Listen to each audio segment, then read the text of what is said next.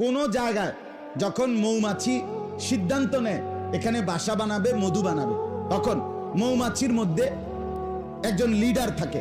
এই লিডার একটু বড়সড় মৌমাছি হয়, একটু ভিন্ন রঙের হয়, দেখতে সুন্দর হয়, সেটাকে রানী মৌমাছি বলে।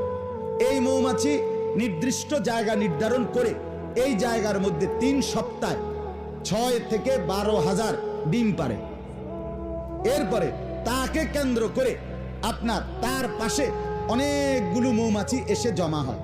তো সে তাদেরকে নিয়োগ দেয়, মানে তার এই বাসা বানানোর কাজে সে এই মৌমাছি রানীটা এগুলোকে নিয়োগ দেয়, মানে এরারে সে গ্রহণ করে।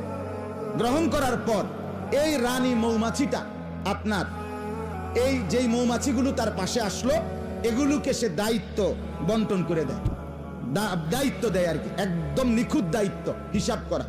এক গ্রুপের দায়িত্ব হলো যেই বাসাটা 4টা